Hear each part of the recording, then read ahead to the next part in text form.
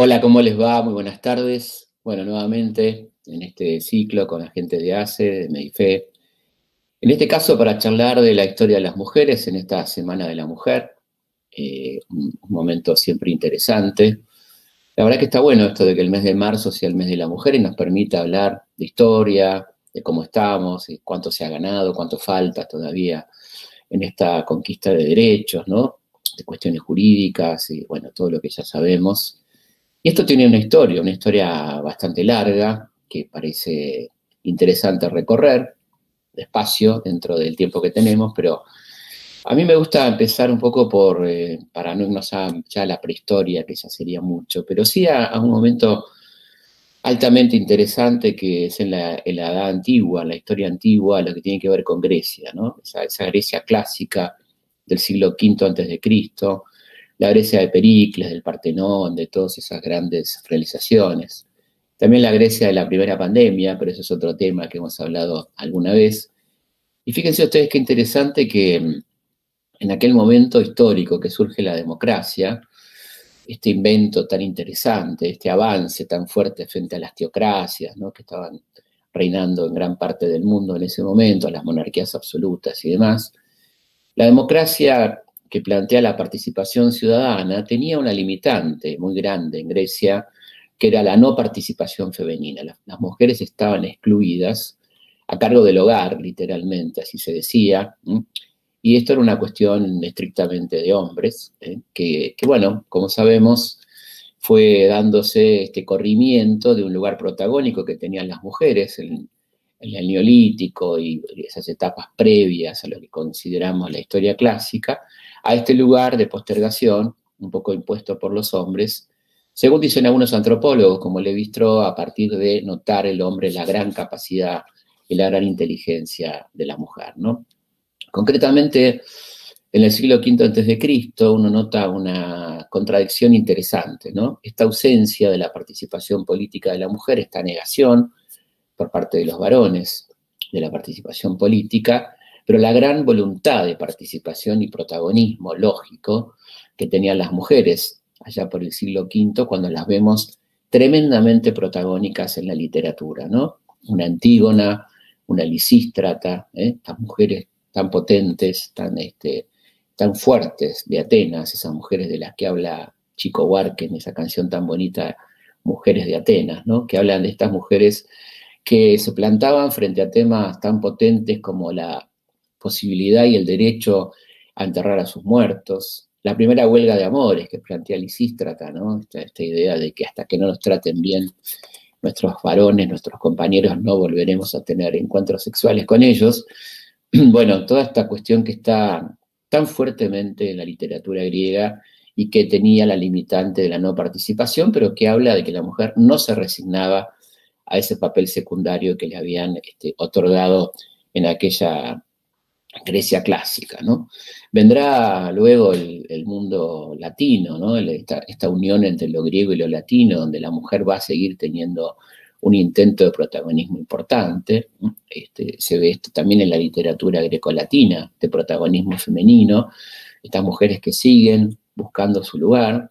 Y ahí tenemos un momento altamente interesante, no siempre señalado con esas características, con esa cuestión delicada que tenemos cuando hablamos de él, de un personaje tan maravilloso como Jesús, un personaje histórico del que tenemos pocas fuentes. Ustedes saben que hay muy pocas referencias históricas en dos fuentes principales que tienen que ver con el Jesús histórico, ¿no? Por un lado, Flavio Josefo, un historiador judío que lo menciona tangencialmente, y otras las fuentes romanas que hablan de Jesús, y luego, por supuesto, el Nuevo Testamento, ¿no? Donde, siguiendo estas distintas fuentes, con las características particulares de cada una de ellas, uno lo que advierte es que Jesús le da un lugar muy importante a la mujer, en aquel contexto machista del que estamos hablando, donde la incorpora a su movimiento en pie de igualdad. Y acá hay un salto interesante entre lo que predicaba Jesús y lo que va a pasar después, con los llamados padres de la iglesia, con lo que va a pasar después de los padres de la iglesia, con la iglesia poder, ya con el papado, cuando tenga un inconveniente muy fuerte de carácter patrimonial, no religioso, que es el problema de la partición de los bienes de la Iglesia cuando se tornan hereditarios. Es decir, no había nada que diga en el Nuevo Testamento de que los sacerdotes no se podían casar, como venían casándose, por ejemplo, los rabinos, ¿no? Que era un poco la herencia de esa tradición judeo-cristiana. Y este casamiento de los sacerdotes, de los obispos, habilitaba luego la herencia de los hijos productos de estas uniones. Con lo cual es un problema que la Iglesia va a empezar a plantear fuertemente a partir del siglo IV, donde empieza a plantear el celibato no como una cuestión religiosa, sino más bien como una cuestión patrimonial para evitar luego la división del enorme patrimonio eclesiástico. Este es un dato interesante que termina en algunos escritos fanáticos en una demonización de la mujer que va a ser muy fuerte a partir de la Inquisición, de las Inquisiciones, ¿no? Porque tenemos una Inquisición que es la que, con todos los títulos, ¿no? Que es el Santo Oficio, que se da en la zona católica preeminente, pero también hubo una persecución de la mujer en la zona protestante. Esto también se da con la aparición de las brujas, que es un tema apasionante, ¿no? Hay un gran historiador francés, Georges Duby, que tiene excelentes libros y estudios particularmente sobre las llamadas brujas, donde él historia un poco la cuestión, donde él dice que en realidad la hechicería y la brujería eran oficios ejercidos fundamentalmente por varones. Rara vez la hechicería era ejercida por mujeres, y sin embargo, las quemadas, que él calcula en unos 60.000 a lo largo de un siglo y medio aproximadamente, fundamentalmente el 13 y el 14, y después sigue, ¿no? En el 15, el 16, tenía que ver, dice Duby, con la aparición de lo que hoy llamaríamos referentes sociales, mujeres muy queridas por ser comadronas, o sea, que traían niños al mundo, curanderas, sanadoras, que tenían una influencia importante en la comunidad que molestaba, por un lado, a referentes eclesiásticos o a los señores feudales, que era el poder de la época, y por lo tanto una forma de correrlas de esta disputa por el poder simbólico, que es una disputa histórica en la humanidad, era acusarlas de brujas, sin ningún tipo de poder de defensa por parte de ellas, y la quema en la hoguera, ¿no? De ahí esta cuestión de las brujas y la brujería que fue tan potente y que tiene una influencia interesante en el capítulo siguiente que tenemos que abordar para ir acercándonos a nuestra historia, que es la conquista de América, ¿no? La España que conquista el Nuevo Mundo es una España muy particular, ¿no? La España de 1492, que para nosotros 1492 es un concepto unívoco, ¿no? Es el descubrimiento, la conquista de América por parte de Europa, pero es antes de eso algo muy importante, en 1492, la toma de Granada, la unificación religiosa de España, la expulsión de los judíos por parte de los reyes católicos que tienen como objetivo la unidad nacional y por lo tanto la unidad religiosa, y un clima de alta intolerancia marcado por la Inquisición, donde el diferente era evidentemente un enemigo, la diferente ni hablar. Y esto pasa muy fuertemente cuando se produce el contacto, ¿no? El llamado descubrimiento de América. Y es muy importante acá, para ser precisos, como nos gusta hacer, distinguir mucho las culturas americanas, que son miles. El concepto que nos han enseñado a veces del indio americano es un concepto tan vago como decir el europeo, ¿no? El europeo a mí no me dice nada. El europeo puede ser un habitante de Islandia, como puede ser un español, como puede ser un italiano, que salta a la vista las enormes diferencias religiosas, culturales, etcétera, ¿no? Lo mismo pasa con América.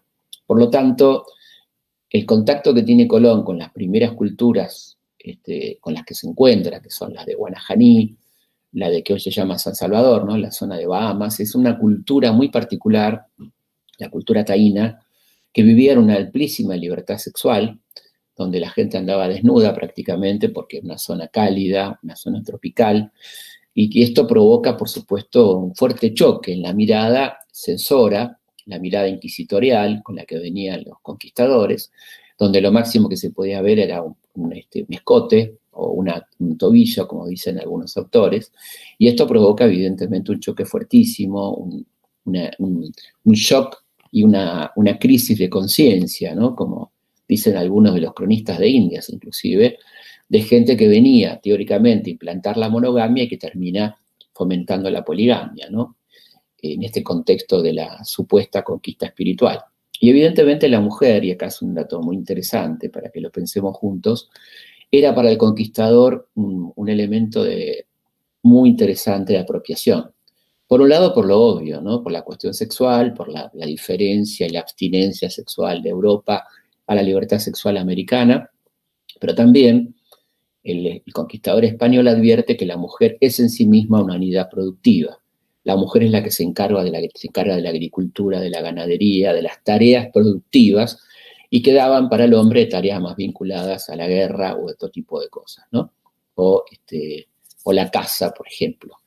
En el caso de los taínos, es una comunidad muy particular, una comunidad muy pacífica, de gente no guerrera. Colón queda altamente impresionado por la paz que esta gente le transmite, pero a la vez él viene con una intención de lucro, un afán de lucro muy potente, y la búsqueda del oro, lo que Germán Arciniega llama la fiebre amarilla, ¿no? La fiebre por el oro, que hace que rápidamente tienda a esclavizarlos, a someterlos, a no respetar esa buena hospitalidad con la que son recibidos, y comienza entonces la masacre, ¿no? Una masacre muy fuerte en las Antillas, que va a ser respondida con la primera resistencia, que va a estar a cargo de una mujer, justamente luego de que su compañero Caunabó. Los cacicazgos podían ser indistintamente, cacique es una palabra taína, los cacicazgos podían ser indistintamente masculinos o femeninos. Había sociedades matriarcales y sociedades patriarcales. Había poligamia activa entre varones y mujeres. Podía una mujer tener muchos compañeros o un hombre tener muchas compañeras, ¿no? Sin que esto sea de ninguna manera censurable, sino que era su forma de concebir la vida, ¿no? Esto, por supuesto, era un escándalo inicial, como dije, para los conquistadores, pero que luego terminaban ellos mismos viviendo en estado de poligamia, a la vez que transmitían los valores de la monogamia, el monoteísmo, etcétera, ¿no? La cuestión es que este maltrato, este sometimiento, esta masacre que comienza, termina provocando la primera resistencia en manos de dos caciques que eran Anacaona, una mujer, y Caunabó. Caunabó cae prisionero después de los primeros actos de rebeldía frente a los españoles y continúa esa la lucha. Y es la primera rebelde americana, estamos hablando de 1493. Apenas iniciada entonces la conquista, ya tenemos esta primera rebelde que es muy homenajeada en el Caribe, tanto en Cuba como en Santo Domingo, ¿no? Hay grupos musicales, monumentos, Anacaona, como la primera rebelde de América, ¿no? Esta rebeldía se va a extender y no es casual que sean las mujeres las primeras rebeldes, porque como dije, eran las víctimas propiciatorias, las más buscadas, las más sometidas y por lo tanto las de iniciar distintas formas de rebelión, ¿no? Como se dio, por ejemplo, en Nicaragua, en la actual Nicaragua, en 1523, donde las mujeres llevan adelante una huelga de amores, ¿no? Como nuestra querida Lisístrata, con la idea de no traer hijos al mundo. Le proponen a sus compañeros no tener relaciones sexuales para no seguir trayendo esclavos al mundo, y baja notablemente la natalidad, ¿no? Hay distintas formas de resistencia, hay otras formas de acción directa, armada, como el caso de Colombia, donde está la gaitana.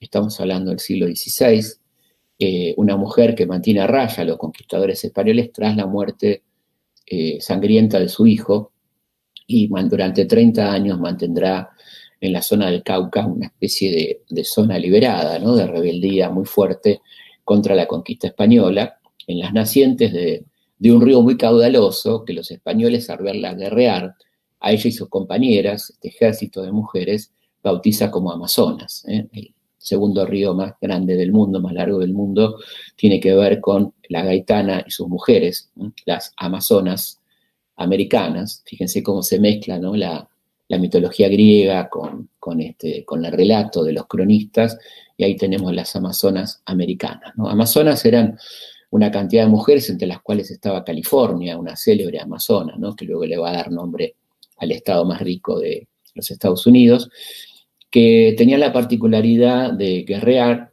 que eran tan bravas que en algunos casos, según sean diestras o zurdas, digamos, se amputaban el seno, por eso de amazona, para poder manejar mejor el arco, ¿no? Estas son leyendas, por supuesto, de la mitología griega, pero bueno, que fueron adoptadas por los cronistas españoles cuando hablaban de la guerra de las mujeres y las amazonas, ¿no? Esta rebeldía se va a trasladar a distintas zonas de América, tendremos muchas en la zona andina, el imperio neoinca, el movimiento de Taquiongoy, donde tuvieron participación muy activa las mujeres. Por supuesto, la famosa rebelión de Túpac Amaru, ¿no? José Gabriel Condorcanqui, que en 1781 se subleva contra el Imperio Español, la sublevación más amplia y numerosa y poderosa probablemente, ¿no? que abarca de Quito a Mendoza, en nuestra querida provincia de Mendoza, a través de todos los Andes, y que tiene una protagonista mujer, Micaela Bastidas, ¿no? una gran guerrera que va a estar junto a Túpac en la conducción de esa rebelión, ¿no? Contrariando la maldita frase machista, detrás de todo gran hombre hay una gran mujer. Ella estaba al lado y, como el propio Túpac cuenta, a veces por encima, de acuerdo al ritmo que llevaba esa rebelión, que va a terminar siendo bañada en sangre, como todos sabemos, ¿no? Lo mismo pasa luego con Túpac Katari en la actual Bolivia, y Bartolina Sisa, un poco la idea de continuar esa rebelión. Y es interesante cómo los cronistas españoles, la justicia española, llama a estas mujeres como las virreinas subversivas, ¿no? Las insolentes virreinas subversivas, tanto a Micaela como a Bartolina, ¿no? Que fueron, por supuesto, sacrificadas de una manera muy cruel, ambas, como todos sabemos, ¿no? En este contexto, ¿qué estaba pasando en el mundo, ¿no? Estamos hablando de la década del 80, del siglo XVIII, y estamos en los albores de la Revolución Francesa, una revolución que va a cambiar el mundo allá por julio de 1789, donde tenemos un elemento que se invita a pensar esto, ¿no? Un elemento notablemente contradictorio. Por un lado, una iconografía mayoritariamente femenina. La revolución tiene un extraordinario aparato de propaganda en el afiche, en los dibujos, en la escultórica, ¿no? Una escultórica muy potente, donde las figuras representativas son mujeres. La república, la justicia, la ley, bueno, todas son mujeres. Pero lo curioso es que esta representación icónica no se refleja, lamentablemente, en lo concreto, es decir, las libertades para las mujeres después de la revolución. Después de la revolución, que plantea la igualdad, la fraternidad, que es interesante este concepto de fraternidad, que es un concepto masculino, habla de hermandad entre hombres, por eso las mujeres hablan de sororidad.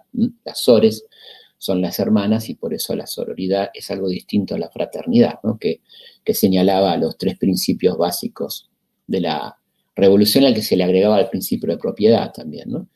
Es interesante entonces cómo en esta Declaración de los Derechos del Hombre y del Ciudadano de 1789, que es un avance extraordinario para la humanidad, las mujeres advierten que no están incluidas. Particularmente una de las mujeres de los tantos clubes políticos que se van conformando en París después de la Revolución, llamados clubes de republicanas. Una de ellas, Olimpia de Gouges, se anima a redactar 17 puntos que son presentados ante la Asamblea de París con el nombre de Declaración de los Derechos de las Ciudadanas y las Mujeres, donde ella dice claramente que los derechos del hombre son para los varones y que las mujeres no están incluidas porque siguen sin poder votar, siguen sin poder publicar sus ideas en la prensa, siguen sin poder firmar los libros, ¿no? Recordemos que el famoso caso de Mary Shelley, esta extraordinaria escritora, ¿no? Autora de Frankenstein, uno de los clásicos, de los bestsellers, de los long sellers de la humanidad, que no pudo firmar su obra y que su marido firmó por ella y cobró los derechos durante mucho tiempo, ¿no? Fíjense en qué mundo estábamos. Y esto es lo que pedía con toda justicia la querida Olimpia, que le da nombre a ese hermoso teatro de París, el Olimpia. Bueno, ¿cómo termina Olimpia, no? Bueno, Olimpia termina enviada a la guillotina, como un acto de insolencia también, aún para las autoridades revolucionarias, ¿no? Y es interesante traer un hombre en medio de esta historia muy importante para nosotros, porque estamos hablando más o menos de 1794, cuando en el Río de la Plata se produce la llegada de Manuel Belgrano, luego de estudiar en Europa, en Salamanca, hacerse cargo de la Secretaría del Consulado, y será Manuel Belgrano la primera persona en esta tierra que habla de derechos de género y de igualdad de género. Un artículo extraordinario de 1795, Manuel Belgrano plantea la necesidad de la igualdad entre el hombre y la mujer, la necesidad de que la mujer acceda a los cargos públicos, que acceda a los 3 niveles de la enseñanza, y esto es curioso porque todavía Buenos Aires no tenía universidad, y le está hablando ya de la necesidad de que la mujer acceda a los 3 niveles de la enseñanza, ¿no? Una cosa realmente sorprendente de este hombre genial, pionero en todo, ¿no? En la ecología, en la industria, en la inclusión social. Fíjense qué interesante que ya en 1795 Belgrano estuviera planteado las cuestiones de igualdad entre el hombre y la mujer. Estamos en la colonia, ¿no? Y hay personajes que vale la pena rescatar. Cuando hablamos de personajes siempre hablamos de gente representativa, ¿no? No es que hablamos de personalidades únicas fuera de contexto, sino que nos sirven para hablar un poco de cuál era el contexto de la colonia. Y en ese caso me parece muy interesante rescatar una figura como la de Mariquita Sánchez de Thompson, que para la mayoría simplemente es la mujer que cantó el himno nacional, ¿no?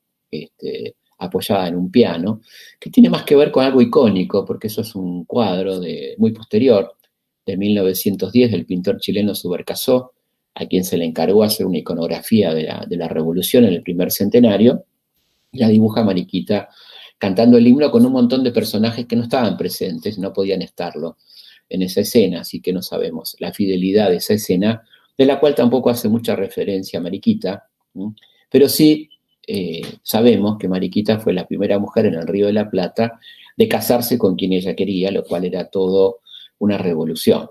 Las mujeres tenían asignados sus maridos desde muy chiquitas por parte de los padres, por conveniencia política, por conveniencia económica, y entonces ella tenía asignada un marido que era Diego de Arco, que era un hombre que la duplicaba en edad, que era un comerciante, que ella no estaba para nada enamorada, no quería, y tenía así un amor que era su primo Jacobo Thompson, y ella hace lo imposible por poder concretar ese amor, mientras tanto los padres se oponen, querían concretar esta alianza político-matrimonial, lo envían a Jacobo a Europa, bueno, una cantidad de cosas, mientras Mariquita litiga, e increíblemente, en 1804 consigue que el virrey Sobremonte admita ese casamiento, y por eso Mariquita va a ser Mariquita Sánchez de Thompson, ¿no?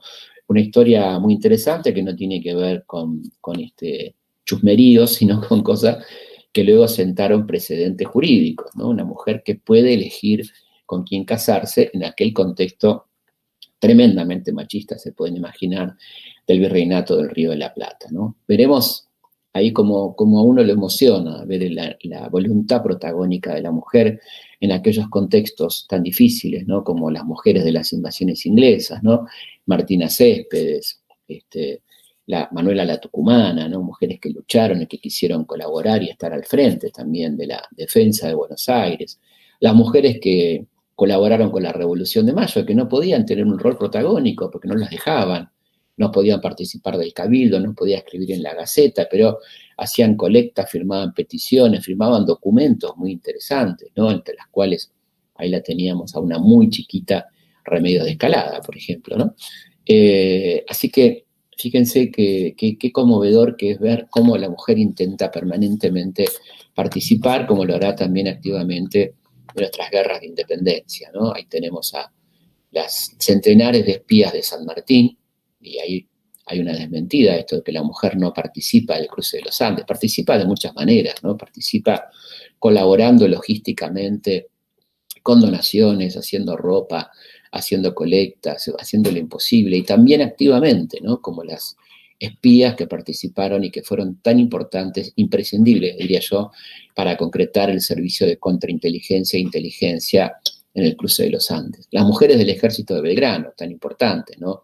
Algunas conocidas, otras no tanto, ¿no? Juana Zurduy fue una de ellas, que luego también estará bajo las órdenes del querido Martín Miguel de Güemes, una mujer que lleva a los cargos más altos dentro de la oficialidad para una mujer en la historia argentina y casi latinoamericana, podemos decir. María Remedios del Valle, ¿no? La única mujer argentina nombrada Madre de la Patria, una afrodescendiente que se incorpora a las tropas de Belgrano, que participa en todos los combates, en el éxodo jujeño, ¿no? Que es detenida, logra escaparse y volver a luchar, hace de espía, de militar, bueno, de todo, de enfermera, una mujer tremendamente querida por sus compañeros, una verdadera heroína, que terminada la guerra de independencia, como tantos de sus compañeros y compañeras, termina en la miseria, pidiendo limosna en la iglesia del Socorro. Ahí la ve el general Viamonte, ¿no?, que había sido su compañero, y pide para ella una pensión y que la nombren Madre de la Patria, cosa que ocurre en 1827, pero claro, Remedios era negra, María Remedios del Valle, y cuando se reescribe la historia blanca, María Remedios es expulsada de la historia, negada. Pero bueno, fuimos volviendo, hemos hablado mucho de ellas en nuestros libros, y otros colegas también, y colegas, mujeres, y hoy en día tenemos una linda noticia, y es que más de 10 escuelas en Argentina, por voluntad de la comunidad educativa, esto es padres, alumnos, docentes, han sido nombradas, elegidas por ellos, María Remedios del Valle, ¿no? Es un lindo reconocimiento, una linda reivindicación para la querida Madre de la Patria. Luego tendríamos que hablar de un momento muy interesante que son nuestras escritoras y periodistas, ¿no? Aquellas valientes mujeres que se animaron a firmar artículos, que se animaron a firmar libros, ¿no? Como la extraordinaria Eduarda Mansilla, nada más y nada menos que la hermana de Lucio Victorio Mansilla, uno de los más grandes escritores argentinos, una mujer de una pluma de altísima calidad, sobrina, como su hermano, de Rosas, por lo tanto, con una historia de estigmatización en algún caso, ¿no? Aunque Sarmiento, leyendo El médico de San Luis, que fue uno de sus libros, dijo en una crítica en uno de sus periódicos: debo admitir que a pesar de ser la sobrina de Rosas, es una gran escritora, ¿no? Por supuesto, Juana Morela Gorriti, estas primeras audaces mujeres que firman sus libros, no poniéndose seudónimos masculinos. Juana Manso, ¿no?, una mujer enorme que se dedicó a la enseñanza, fundó bibliotecas públicas, introdujo entre nosotros la enseñanza mixta entre varones y mujeres, muy criticada en la época por esto, autora de nuestros primeros manuales de historia, bueno, una docente de alma y fundadora del periodismo femenino entre nosotros, ¿no?, de las primeras revistas femeninas con profundo contenido femenino, una protofeminista, podemos decir, fue la gran Juana Manso, que fue muy combatida en su época, sus conferencias eran atacadas, fue perseguida hasta después de muerta, ¿no? Cuando ella muere no la dejan enterrar ni en la Chacarita ni en la Recoleta, y tiene que ser enterrada en el cementerio inglés, en una sección llamada de disidentes, donde es despedida con mucha emoción por su querida colega y amiga Juana Morela Gorriti, ¿no?, que habla muy bien de ella en ese contexto. También el periodismo femenino tiene su lado combativo, ¿no?, del lado de Virginia Woolf en el periodismo anarquista, estas mujeres que empiezan a pelear después del Código Civil de Vélez Sarsfield de 1871, que declaraba a la mujer incapaz, en todos los términos jurídicos, jurídicamente incapaz, lo cual la inhabilitaba para muchísimas cosas, ¿no? Era absolutamente dependiente de su marido, no podía fijar domicilio, no podía hacer transacciones comerciales en la venia de su marido, una cosa realmente tremenda. Estaba el llamado delito de sangre, ¿no?, la idea de que si la mujer era sorprendida infragante, su marido podía cobrar venganza, así que esto implicara una sanción penal, algo realmente tremendo. Y fíjense la contraparte, ¿no? Si la mujer quería demostrar infidelidad legalmente de su marido, tenía que testificar que su marido vivía con la concubina o con la amante en el hogar familiar, una cosa evidentemente absurda y muy despareja. Esto hace que las mujeres empiecen a luchar por dos motivos, anarquistas y socialistas, por ejemplo. Primero, por los derechos jurídicos, es decir, ante todo los derechos jurídicos, la igualación jurídica, que si no era imposible lograr el camino hacia el voto, ¿no? Eso recién se va a conseguir en 1926 gracias a la bancada socialista, con diputados como Mario Bravo, por supuesto, muy fomentados e instruidos por sus compañeras mujeres que no podían ni votar ni ser electas. Pero ahí hay una lucha y muy interesante, en principio de las socialistas, de mujeres sufragistas como Julieta Lanteri, como Alicia Moró, que empiezan a luchar por el derecho al voto. Y el caso de Julieta Lanteri es particularmente notable, porque ella en 1911 se hace ciudadana argentina, ¿no?, le dan los papeles y no encuentra nada que le impida votar, y logra votar. Es la primera mujer en Sudamérica en emitir el voto, pero lamentablemente en 1912, lamentablemente en este sentido, ¿no? En 1912 se sanciona la ley Sáenz Peña de voto secreto universal masculino. Evidentemente una interesante contradicción ahí, ¿no? Entre universal y masculino. Pero bueno, para la época lo universal era masculino, ¿no? Y esto hace que claramente Julieta no pueda seguir votando a pesar del precedente, pero Julieta era imparable, pide hacer porque le dicen que el padrón es un padrón militar, pide hacer la conscripción, se lo deniegan, seguirá luchando hasta su muerte, como sus compañeras, Gabriela Coni, tantas otras mujeres luchadoras que cada año insistían, hacían simulacros de votación, y lograron en 1932, gracias a un proyecto socialista, que el voto se aprobara en diputados, pero que fracasara lamentablemente en senadores, ¿no? Con una fuerte oposición conservadora. En el medio, como decía la querida Alfonsina Storni, ya teníamos otra mujer, ¿no? Una mujer que después de la Primera Guerra fue ocupando espacios de una manera muy importante, ¿no? La llamada Gran Guerra, porque nadie suponía que iba a haber una segunda, en ese momento era la Gran Guerra, que terminó en 1918, había demostrado a lo largo de esos 4 años que la mujer había ocupado todos los lugares que habían dejado los varones que habían ido a pelear al frente, ¿no? Había sido maestra, había sido arquitecta, ingeniera, médica, enfermera, bueno, todo. Y entonces si la mujer era apta para todas estas cosas, inclusive para integrarse al ejército en muchos casos, ¿por qué no podía votar? Y esto es así, y de hecho en medio de la guerra, ¿no?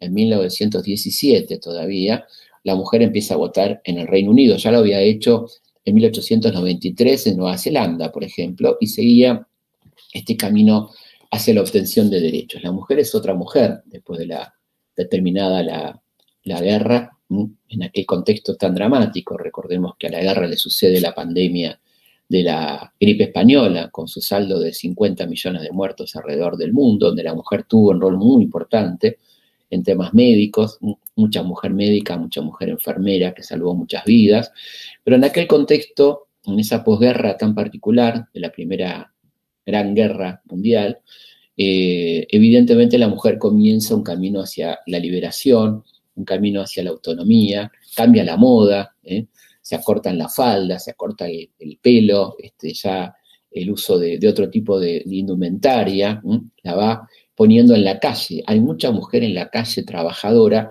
no necesariamente por necesidad de mantener a la familia, sino por, en muchos casos también ya en las mujeres de clase media, en la búsqueda de la autonomía.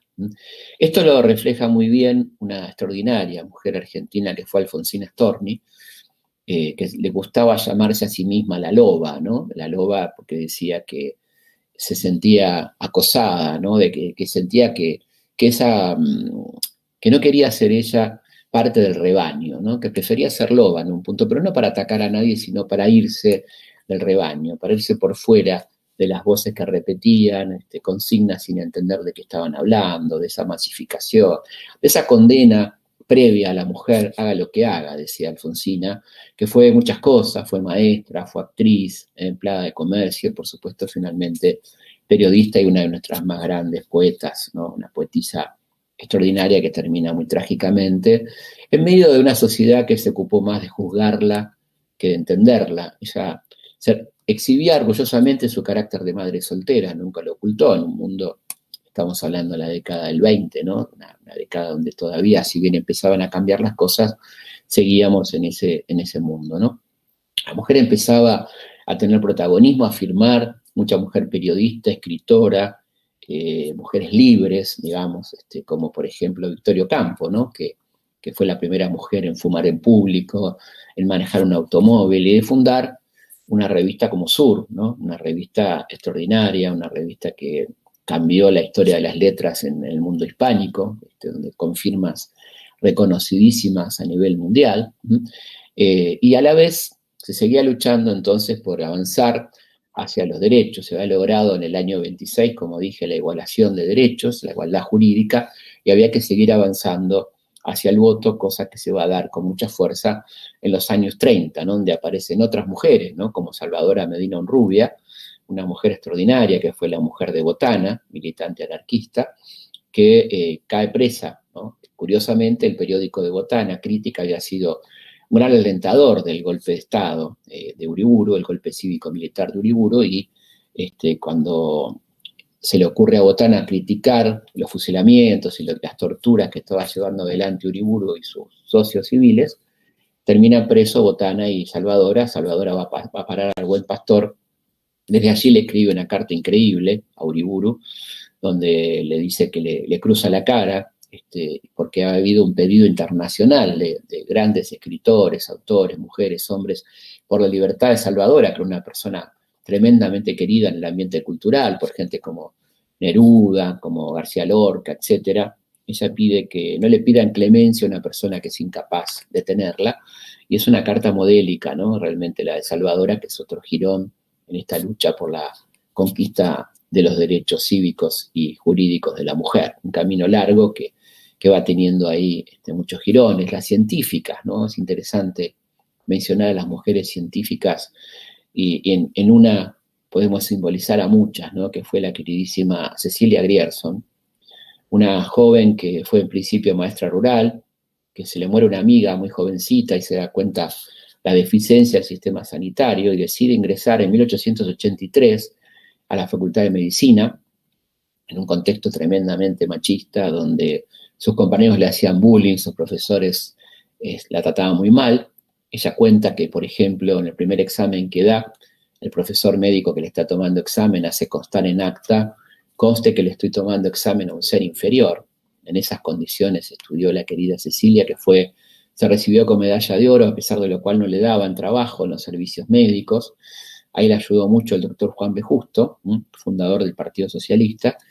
Y bueno, pudo de a poco ir ingresando y fue una gran promotora de la medicina para chicos con capacidades diferentes, creadora de escuelas de enfermería. Por eso hay tantas escuelas de enfermeras que se llaman Cecilia Grierson. Una de las promotoras de la asistencia pública, que era el antecedente del SAME, este servicio de urgencias. Y además, una de las primeras feministas argentinas que viajó por el mundo, asistió a varios congresos, y en 1910, el año del centenario, aprovechando que llegaban al país centenares de periodistas y personalidades mundiales, organiza en Buenos Aires el primer Congreso Femenino Internacional con un programa altamente interesante, donde se habla de muchas cosas que lamentablemente siguen en la agenda hoy en día, que no han sido superadas: la violencia, el acoso, el abuso, el femicidio, etcétera, ¿no? Que ya están presentes en los reclamos de estas mujeres del año 1910. Cecilia es evidentemente un modelo, ¿no? de mujer, una mujer muy íntegra, que toda la vida se lo dedicó a los demás, altamente empática, y creo que es interesante nombrarla en ese contexto. Y cuando uno nombra a cada una de ellas, a las escritoras, a las guerreras, a las educadoras, ¿no? A las Rosarito Vera, ¿no? Una de las pioneras de la educación en cuanto a los jardines de infantes, ¿no? Esta gran promotora de la enseñanza inicial, la señorita Olga Cosetini, de Rosario, que hizo una verdadera revolución, con una forma de enseñanza absolutamente innovadora, ¿no? Donde puede verse el documental La señorita Olga, que es hermoso, donde se ve ahí que había creado coros de pájaros, de chicos imitadores de pájaros que iban al Paraná a escuchar a los pájaros. Bueno, una maravilla, ¿no? Todo lo que hemos tenido de estas mujeres tan impresionantes y tan importantes en nuestra vida, que pasan a un segundo plano y que de ninguna manera merecen estar en ese lugar. Todas estas luchadoras en diferentes ramos, que a mí me pareció interesante ponerlas en estos dos tomos de Mujeres Insolentes, con esta misma idea que decía al principio, de que cada una representa a muchas otras que están por ahí, que fueron símbolo de una actividad, de un principio, de una idea, ¿no? Estas extraordinarias luchadoras que hemos tenido en nuestro país, como contaba el caso de Virginia Volten, esta gran periodista de La Voz de la Mujer, ¿no? Un periódico pionero en América Latina, que planteaba cuestiones que, como decíamos recién, lamentablemente siguen teniendo vigencia entre nosotros, ¿no? Pero fueron de las primeras voces que se alzaron para hablar de los derechos de la mujer, el derecho al cuerpo, ¿no? el derecho al divorcio, todas estas cosas que parecían tan lejanas, ¿no? Y que tanto tiempo llevaron de ser entendidas. Y una cosa que es muy interesante, que a veces se nos pasa por alto: La mujer luchadora, estas mujeres socialistas, anarquistas, radicales en algún caso, como Elvira Rawson, por ejemplo, instalaron una temática muy interesante que es la temática de la infancia, una temática que estaba ausente, que aparece en estas publicaciones femeninas, ¿no?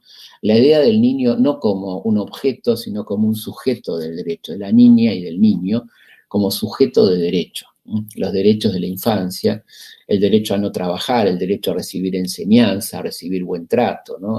Todas estas cosas que eran tan tremendas a principio de siglo, donde los chicos trabajaban desde los 5 años, y esto va a ser muy claramente denunciado en estas publicaciones y son ellas las que van a instalar el tema infancia, por ejemplo, dentro de la temática política que no estaba presente, aún en las publicaciones más progresistas llevadas adelante por los varones, ¿no? Hay muchísimas mujeres extraordinarias en la historia, no estoy mencionando algunas, por supuesto, me estoy acordando de Macacha Güemes, ¿no? Esta mujer que fue la extraordinaria compañera de Martín Miguel, su hermana, que fue de las primeras mujeres en ejercer, de hecho, un poder político, ¿no? La gobernación de Salta, en tantos momentos que su hermano estaba de campaña, y además la gran organizadora de esa guerra gaucha, ¿no? De esas mujeres espías, de esos correos, de organizar a los changuitos, a los abuelos que participaban de esa guerra que se ve también en la hermosa película, ¿no? La Guerra Gaucha con el libro de Leopoldo Lugones. Son muchas y es muy conmovedor conocer estas historias, historias que deben estar en la llamada historia grande, ¿no? No puede ser que sigamos hablando de dos historias distintas, las historias de los hombres y las historias de las mujeres. Es una idea de unificar y poner en valor estas historias de tantas mujeres maravillosas que hemos tenido, poetas enormes como Alejandra Pizarnik, ¿no? Tanta Marilena Walsh, ¿no? Que fue una mujer que tanto hizo por nosotros, que la tenemos tan presente desde nuestras infancias, pero también de ese cancionero, ¿no? Con conmemoración a la justicia, a la cigarra, qué mujer extraordinaria, ¿no? Cuánta poesía. Las actrices, ¿no? Como la querida Nini Marshall, que fue la primera mujer humorista que escribía sus propios libretos con un nivel de agudeza, de inteligencia maravillosa. Tita Merelo, ¿no? Una extraordinaria cantante, intérprete, una mujer de carácter, ambas mujeres tan distintas en su pensamiento y tan extraordinarias en la historia del espectáculo, en la historia argentina, por ejemplo, ¿no? En fin, hemos hecho un recorrido por 25 siglos de historia, por supuesto Eva Perón, ¿no es cierto?, que es un poco la que concreta esta lucha previa. Yo creo que es muy importante decirlo una vez más, ¿no?, que es tan injusto hablar solamente de Evita cuando hablamos del voto femenino, como no nombrarla cuando hablamos del voto femenino, ¿no? Es decir, es tan importante lo que pasó antes, esos 50 años de lucha previa que uno podría situar entre el año 90 y el año 47, como lo que hace Evita, ¿no? De tomar todos esos reclamos y concretar esa ley del voto, que no crean ustedes que fue sencillo.